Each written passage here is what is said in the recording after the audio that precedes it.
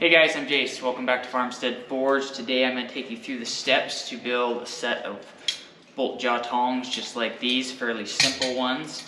Hang tight toward the end of the video and I will show you a set of very simple old ones if you want to go that route too. So I have two pieces of 3/4 sucker rod. These are 10 inches long.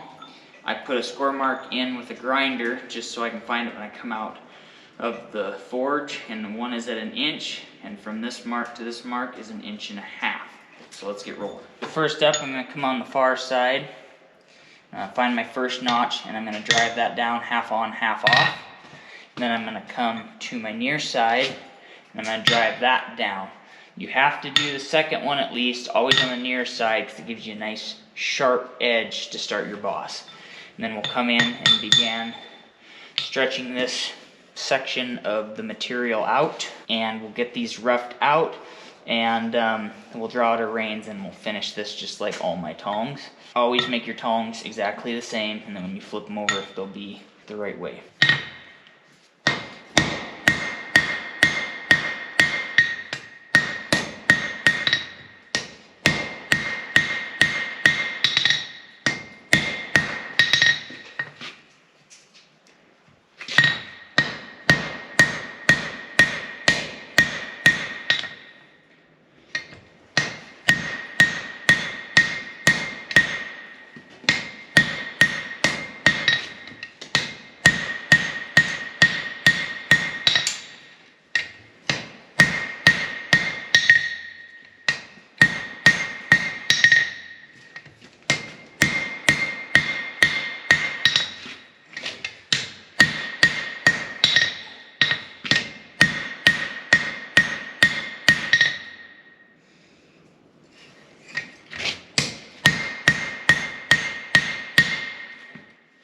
I'm going to go ahead and put a slight taper on this one right there, just so I don't create a cold shut when I go to flatten this bit out. It's about as narrow as I want it. Now we're going to come in and stretch this out.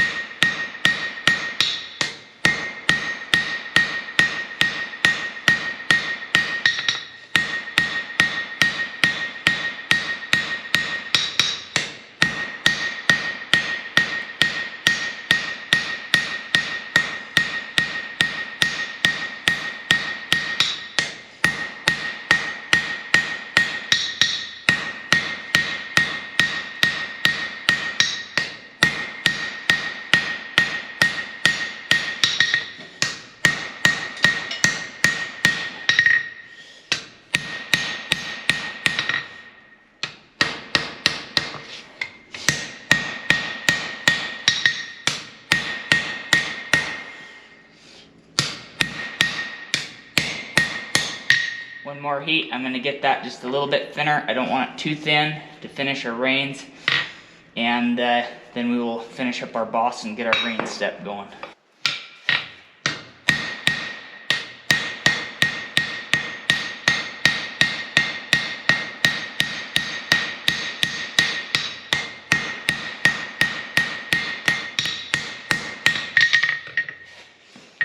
Alright, my next step is I'm going to come in about 1/16 from the edge of my anvil, this lip facing that way.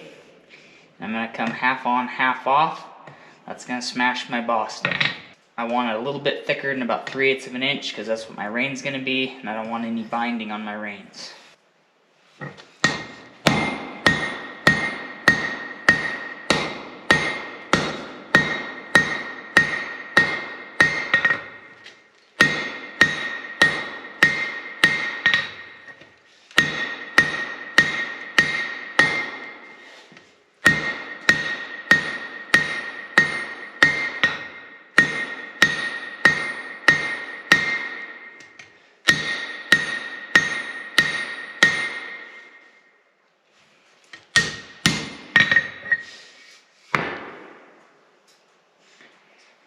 I made a mark on here at 1 inch from the point of my boss back.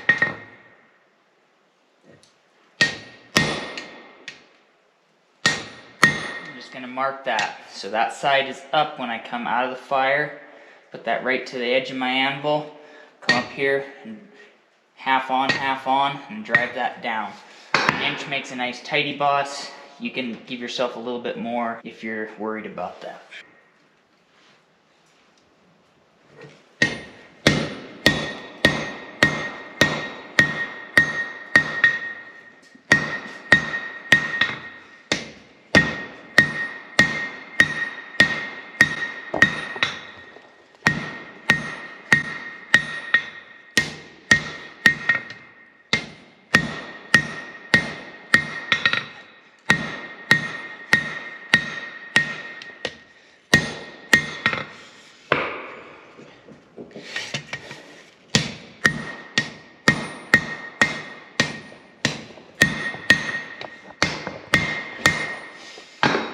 You want to make sure and not get this area too thin because your tongs will spring.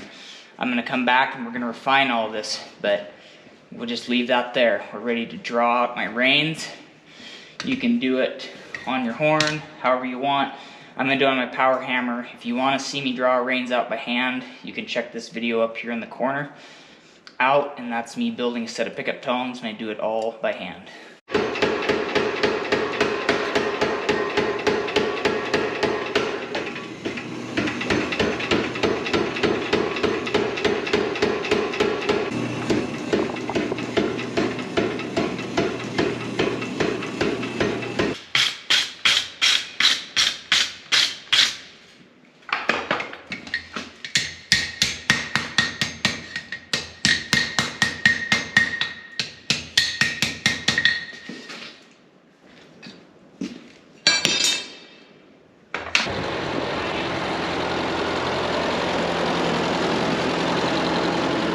So I'm just going to start creating a step right here. So when this flattens out, it's wider. And I'm going to thin this down and thin it down here or on your horn, depending on where you have, just to gain that length we need. Probably not going to show a ton of that just to bore everybody.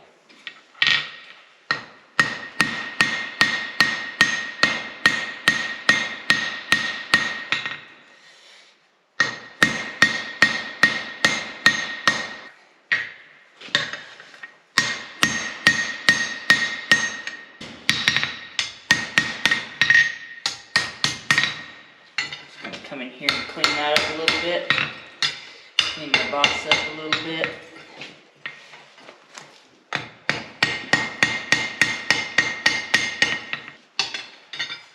Making sure that I'm matching pretty good.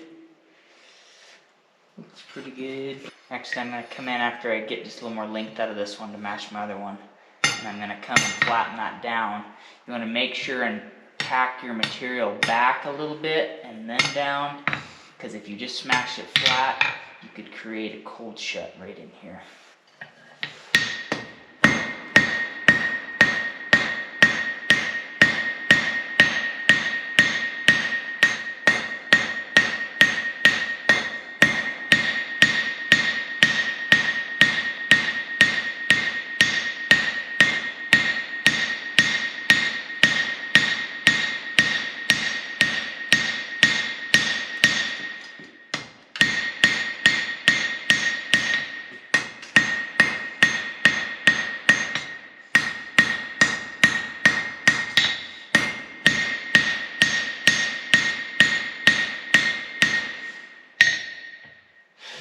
Get a little bit thinner. You can use a cross peen and spread this, you know, but I'll just keep going with my main hammer. Just grab another heat in it.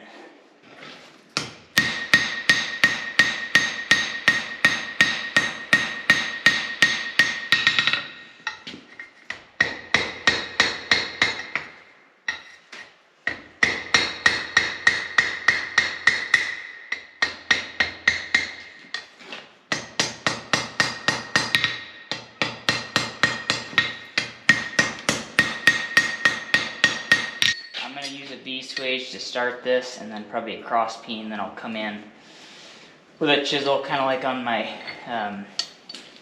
V-bit tongs video. You can do it in a post vise if you have one. You can do it right on the step of your anvil if you have one like that. Multiple ways to do this. I like to do V-bit style because you can work round stock or square stock just a lot nicer.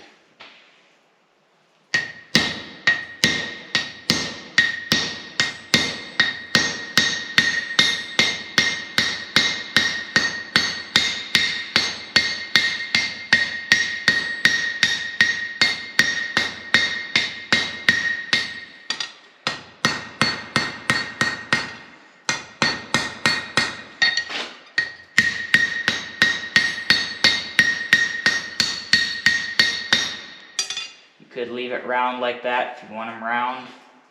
Usually an old school look, but I'm going to go ahead and use a chisel and V it out nice.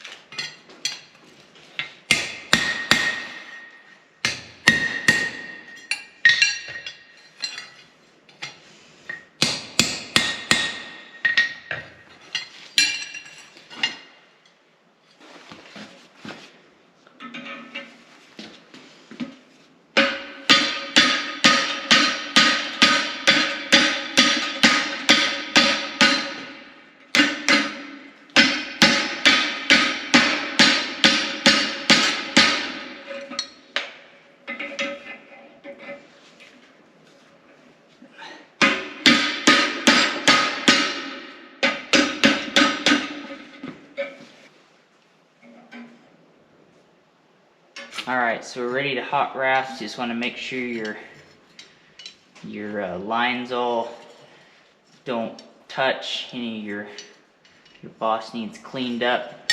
Hot rasping, hot rasp all your hinge points so there's nothing to bind. You can clean up anything you want to clean up. I'll probably hot rasp this a little bit and just round it up nice. I probably won't show that because that's all pretty self-explanatory.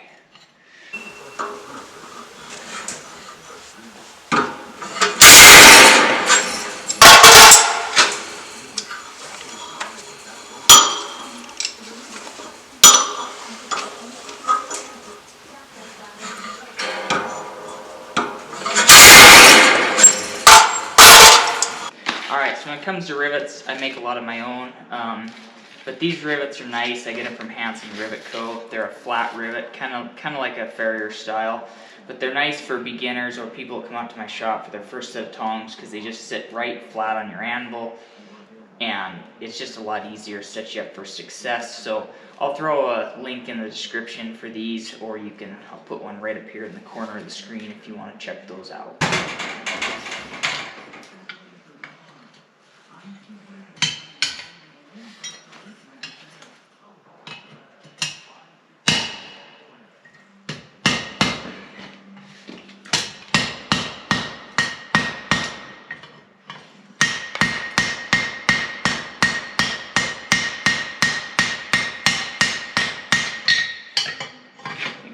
never have a gap in between your boss. And then don't open them up until you've thrown them back in the fire.